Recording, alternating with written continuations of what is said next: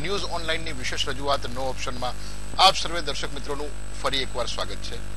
આજે આપણે વાત કરીએ છીએ કે જે પ્રમાણે ડેલી રોજે રોજ એક નવા કોઈક ને કોઈક વિષય સાથે આપણે આ કાર્યક્રમની શરૂઆત કરીએ છીએ, તો આજે આપણે વાત કરવાના છે ગતિશીલ ગુજરાત વિશે। જે પ્રમાણે નરેન્દ્રભાઈ મોદીની અપેક્ષા પ્રમાણે તેઓએ મુખ્યમંત્રી તરીકે જે યોગદાન આપ્યું અને ગુજરાતને જે સિંહ ફાળે અથવા તો તેમની પ્રગતિના ઉચ્ચતમ શિખર સુધી લઈ ગયા, તે જ બાબતને આનંદીબેને આગળ વધારી છે। તો તે જ વિશે વાત કરીશું આપણે ગતિશીલ ગુજરાત વિશે। ગુજરાત સરકારે પોતાના 100 દિવસના શાસનની વિવિધ પ્રકારની સિદ્ધિઓ જાહેર કરી દીધી છે। સરકારના પ્રવક્તા મંત્રીઓ શ્રી નીતિનભાઈ પટેલ અને સૌરભભાઈ પટેલે એવો દાવો કર્યો છે કે ગુજરાતની નવી સરકારે 100 દિવસમાં 139% લક્ષ્યાંક પાર પાડ્યો છે।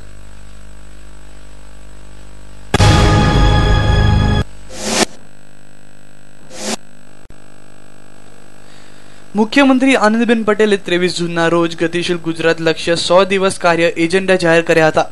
રાજ્ય સરકારના પ્રવક્તા મંત્રીઓએ જણાવ્યું હતું કે વહીવટી તંત્રમાં પ્રજાલક્ષી કાર્યોમાં વધુ ગતિ અને પારદર્શિતા લાવવા માટે રાજ્ય સરકારે ગતિશીલ ગુજરાત લક્ષ્ય 100 દિવસ કાર્ય એજન્ડા નક્કી કરીને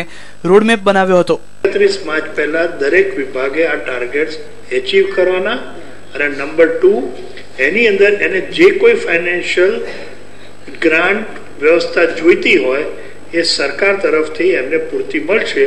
એ પ્રમાણે વ્યવસ્થા ગોઠવી અને આ કામો। મુખ્યમંત્રી આનંદીબેન પટેલે રાજ્યના વિકાસને લઈને નવી ઊંચાઈને લઈ જવા માટે શહેરમાં જાહેર કરેલા 100 દિવસના ગતિશીલ ગુજરાત લક્ષ્યાંકની 139% સિદ્ધિ હાંસલ કર્યા પછી તેનો વ્યાપ વધારીને આગામી 150 દિવસમાં એટલે કે માર્ચ 2015 સુધીમાં 18 વિષયોના 111 મુદ્દાઓના નવા લક્ષ્યાંકની જાહેરાત આજે કરી। આ લક્ષ્યાંકો પૈકી ગ્રામ્ય વિસ્તારમાં શૌચાલય નિર્માણ માટે વધુ રોકડ રૂપિયા તેમજ આંગણવાડી નિર્માણ માટે 120 કરોડ રૂપિયાની ફાળવણી પણ કરવામાં આવી છે। બીજા તબક્કાનો કાર્યક્રમ હાથ ઉપર લીધો છે, એ આગામી 150 દિવસ સુધી ચાલશે અને એમાં પણ રાજ્યના વિવિધ લોકોને વિવિધ રીતે ઉપયોગી થાય એવી સરકારની અનેક યોજનાઓ સામેલ કરી છે। પ્રથમ તબક્કાનો જે કાર્યક્રમ થયો એની સિદ્ધિ 135% જેટલી લગભગ થઈ છે। આગામી 150 દિવસ માટેનો ગતિશીલ ગુજરાતનો નવો કાર્યક્રમ જાહેર કર્યો છે અને એમાં પણ વિવિધ યોજનાઓ, વિવિધ આયોજનો અને પ્રજાલક્ષી, ગરીબલક્ષી, મહિલાલક્ષી, યુવાનલક્ષી અનેક કાર્યક્રમોનું લક્ષ્યાંકો વહીવટી તંત્રને આપ્યા છે। પ્રથમ તબક્કામાં મહિલાઓની સશક્તિકરણ 8 મુદ્દાઓ સામે સરેરાશ 168.38%, પોષણ યુક્ત ગુજરાતમાં 5 મુદ્દાઓ સામે સરેરાશ 406.83%, જાહેર વ્યવસ્થાને સુદૃઢ બનાવવા માટે 7 ક્ષેત્રમાં સરેરાશ 103.95%, નવી ભરતી કરવાના 20,000ના લક્ષ્યાંક સામે 26,600 ઉમેદવારોને નોકરી આપવામાં આવી છે। Bureau report, news online. તો દર્શક મિત્રો, આજે આપણે વાત કરી રહ્યા છીએ ગતિશીલ ગુજરાત વિશે। હવે આપણે સૌ જાણીએ છીએ કે જે પ્રમાણે સમગ્ર ભારત દેશમાં વિવિધ રાજ્યો છે, એ વિવિધ રાજ્યોની કમ્પેરિઝનમાં ગુજરાતનું સ્થાન કંઈક અલગ અને મહત્વનું છે। ગુજરાત આર્થિક રીતે અને સામાજિક રીતે ખૂબ જ સમૃદ્ધ રાજ્ય છે। હવે બેઝિકલી જો વાત કરવામાં આવે તો ગુજરાતી પ્રજા જ એ પોતે ઉદ્યમી પ્રજા છે અને તેઓ પોતે જ પોતાના ડેવલપમેન્ટમાં એટલે કે વિકાસમાં માને છે। અને છેલ્લા 10 વર્ષથી જ્યારે ભારતીય જનતા પક્ષના શ્રી નરેન્દ્રભાઈ મોદી કે જેઓ હાલમાં પ્રધાનમંત્રી તરીકે ફરજ બજાવી રહ્યા છે, તે નરેન્દ્રભાઈ મોદીનું શાસન હતું અને તેમણે જે વિકાસ, ગુજરાતની વિકાસ ગાથા અથવા તો ગુજરાતના વિકાસ ગાથાનો જે રોડ મેપ તૈયાર કર્યો હતો અને તેના પર તેમના પર જે આવી પડેલી લોકસભાની ચૂંટણીઓ અને લોકસભાની ચૂંટણીમાં ભારતીય જનતા પક્ષને 2/3 બહુમતીથી જે પ્રમાણે પ્રજાએ વિજય અપાવ્યો અને તેઓ હાલમાં જ્યારે ભારત દેશના પ્રધાનમંત્રી તરીકે ખૂબ જ ઉચ્ચતમ પદ પર આરૂઢ છે, ત્યારે તેમની આ વિકાસ ગાથાના રોડ મેપને શ્રીમતી આનંદીબેન પટેલ કે જેઓ ગુજરાત રાજ્યના પ્રથમ મહિલા મુખ્યમંત્રી છે, તેમણે શરૂ કરી। તે જ વિકાસ ગાથા તે જ મજલ પર ચાલવાની શરૂઆત કરી અને તેમણે 23 જૂનના રોજ રજૂ કરી પોતાનો 100 દિવસનો આગામી કાર્યક્રમ, એટલે કે 100 દિવસ માટે 100 દિવસના સમગ્ર કાર્યક્રમમાં તેમણે અલગ અલગ વિભાગને અને દરેક વિભાગને 100 દિવસ માટેની એક ચોક્કસ પ્રકારની કામગીરી સોંપવામાં આવી અને ગુજરાતને જે પ્રમાણે મોડેલ સ્ટેટ તરીકે ડેવલપ કરવામાં આવ્યું છે અને ગુજરાતની વિકાસ ગાથાનો નમૂનો સમગ્ર દેશના દરેક લોકોને આપી શકાય તે માટેની આ મજલને જે નરેન્દ્રભાઈ મોદીએ શરૂ કરી હતી તેને પૂરી કરવા માટેની નેમ અને બીડું શ્રીમતી આનંદીબેન પટેલે ઉઠાવ્યું અને અત્યારે હાલમાં જે પ્રમાણે 100 દિવસ પૂરા થયા એટલે કે 23 જૂનના રોજ શરૂ કરેલા આ 100 દિવસના કામોમાં ગુજરાત રાજ્યના ભારતીય જનતા પક્ષના પ્રવક્તા મંત્રી જે માહિતી આપી તે પ્રમાણે આપણે સાંભળ્યું કે શ્રી નીતિનભાઈ પટેલે કહ્યું કે 100 દિવસમાં તેમણે 139% જે લક્ષ્યાંક છે તે તેમણે પૂર્ણ કર્યો છે અને હવે સમગ્ર રાજ્યમાં હવે પછી જ્યારે આજ રોજથી હવે તેઓએ 150 દિવસનો આગામી સરકારશ્રીનો 150 દિવસનો કાર્યક્રમ એટલે કે માર્ચ 2015 સુધીનો કાર્યક્રમ જાહેર કર્યો છે અને તે દિવસો સુધીમાં આગામી 150 દિવસમાં સરકારની કામગીરી કઈ રીતની હશે, મુખ્ય પ્રાથમિકતા શું હશે અને તે પ્રમાણેના જે કાર્યો છે તેમાં દરેક વિભાગને સરકારના દરેક મંત્રીશ્રીઓને અને સંબંધિત લાગતા વળગતા અધિકારીઓને તેની જાણ કરવામાં આવી છે. તેના માટે બજેટ પ્રચાર પ્રસાર અને જરૂરી વિગતો મંગાવી અને તાત્કાલિક ધોરણે તેનો અમલ કરવો અને આગામી 150 દિવસમાં જે કામનો ટાર્ગેટ લીધેલો છે તે દરેક કામો સર્વાંગી રીતે પૂર્ણ થાય તેવી રીતે આદેશો અને કરવામાં આવ્યા છે અને શ્રીમતી આનંદીબેન પટેલે જે પ્રમાણે નરેન્દ્રભાઈ મોદીની ઈચ્છા આકાંક્ષા અને તેમની અનુકૂળતા મુજબ ગુજરાત રાજ્યનો જે વિકાસ છે તે વિકાસ પથ વણથંભી રીતે ચાલુ રહે, કન્ટિન્યુઅસ તેનો ગ્રોથ થતો રહે તે દિશામાં આગળ વધવા માટે થઈ અને ગતિશીલ ગુજરાતનો આગામી 150 દિવસનો પ્રોગ્રામ રજૂ કર્યો છે અને આ કાર્યક્રમમાં મહત્વના મુદ્દાઓને તેમણે સાંકળી લીધા છે. તેમાં છે સ્ત્રી શિક્ષણ, દરેક ઘરને શૌચાલય અપાવવું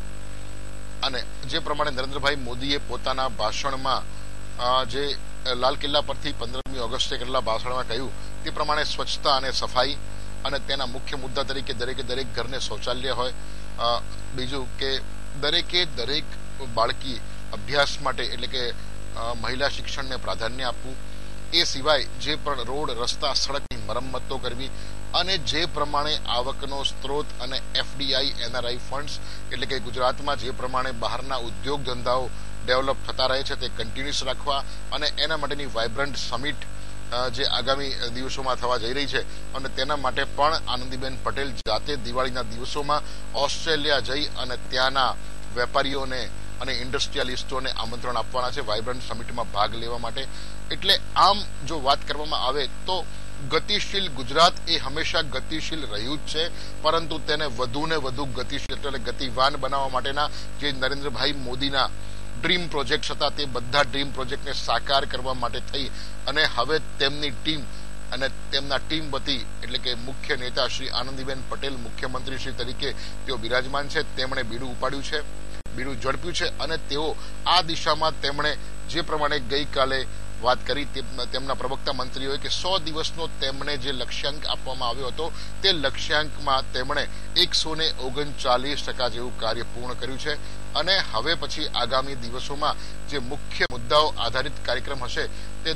દરેક મુદ્દાઓ તાત્કાલિક ધોરણે પૂરા થાય અને તેના માટેની જે સુલભ જરૂરિયાતો અને જે રિક્વાયરમેન્ટ છે તે બધી જ રિક્વાયરમેન્ટો પૂર્ણ થાય અને મહિલા સશક્તિકરણ વિશે જે વિશેષ કાર્યક્રમો તે યોજવાના છે તે મહિલા સશક્તિકરણના કાર્યક્રમોને પણ મહિલાના ઉદ્યોગોને ઉત્તેજન મળે, મહિલાઓને શિક્ષણ મળે અને સલામતી અને સશક્તિકરણનું ડેવલપમેન્ટ થાય. આ બધી જ બાબતોને પ્રાધાન્ય આપી અને આનંદીબેન પટેલનો આગામી જે 150 દિવસનો કાર્યક્રમ છે તે 150 દિવસના કાર્યક્રમમાં હવે તેઓ કેટલું અને કેવી રીતે સારું કામ કરી શકે છે અને જે જણાવ્યા મુજબના ટાર્ગેટ પૂરા કરવામાં તેમના ડિપાર્ટમેન્ટ, તેમના વહીવટી તંત્ર અને બીજા લોકોનો કેટલો સહયોગ સાંપડે છે તે આપણને આગામી દિવસો જ બતાવશે અને આ સમગ્ર ટાર્ગેટ એટલે કે માર્ચ 2015 સુધીનો જે સમયગાળો તેમણે લીધો છે તે 2015 સુધીના સમયગાળામાં આ સમગ્ર કાર્ય તેમણે પૂર્ણ કરી બતાવવાનું છે. એટલે આ પણ એક ખૂબ જ ચેલેન્જનો વિષય છે પરંતુ તે ચેલેન્જ તેઓએ હાલમાં એટલે કે જે 100 દિવસનું કાર્ય હતું તેમાં પૂર્ણ કરી છે અને 111 મુદ્દાઓની તેમણે જે જાહેરાત કરી છે તે દરેકે દરેક અને આંગણવાડીઓનું ડેવલપમેન્ટ કરવું અને દરેકે દરેક જિલ્લાઓમાં જ્યાં જ્યાં જરૂરિયાત છે ત્યાં દરેકે શાળાઓની સુવિધાઓ અને દરેકે દરેક તાલુકા જિલ્લા ગામમાં આંગણવાડી હોવી જોઈએ. બાળ શિક્ષણને ઉત્તેજન મળે, બાળકોને પૌષ્ટિક ખોરાક મળે અને જે પ્રમાણે કુપોષણની સમસ્યા છે તેનું પણ નિવારણ થઈ શકે. આ બધા મુખ્ય મુદ્દાઓને લઈ અને આનંદીબેન પટેલે આગામી 150 દિવસના પોતાના કાર્યની શરૂઆત કરી છે. હવે સમગ્ર ગુજરાત વતી આપણે એટલી જ પ્રાર્થના કરી શકીએ કે એટલી જ અપેક્ષા રાખી શકીએ કે જે પ્રમાણે નરેન્દ્રભાઈ મોદીના શાસનમાં ગુજરાતના વિકાસ જે અગ્રેસર સ્થાન મળ્યું હતું અને જે રીતે પ્રગતિના ઉચ્ચતમ સોપાનો સર કરીને ગુજરાત સમગ્ર ભારત વર્ષમાં જ નહીં પરંતુ વિશ્વમાં જ્યારે નામના કમાયું હતું તે જ નામના અને તે જ ડંકો ગુજરાતીઓનો કાયમ વાગતો રહે અને ગુજરાત હંમેશા ગતિશીલ જ નહીં પ્રગતિશીલ જ રહે તેવી જ અપેક્ષા આપણે આનંદીબેન પટેલ અને ભારતીય જનતા પક્ષની સરકાર પાસેથી રાખી શકીએ છીએ અને તેઓ તે પરિપૂર્ણ કરવા માટે પોતાના અથાગ પરિશ્રમથી અને પોતાના વહીવટી તંત્રની મદદથી તેઓ હંમેશા નિરંતર આગળ વધે તેવી જ શુભેચ્છા સાથે આપણે હવે સમય થઈ ગયો છે એક વિરામનો, તો લઈએ છીએ એક નાનકડો વિરામ અને વિરામ પછી આપણે ફરી મળીએ છીએ અને વાત કરીશું આવા જ એક બીજા વિષય સાથે. તો ત્યાં સુધી જોતા રહો ન્યૂઝ ઓનલાઈન.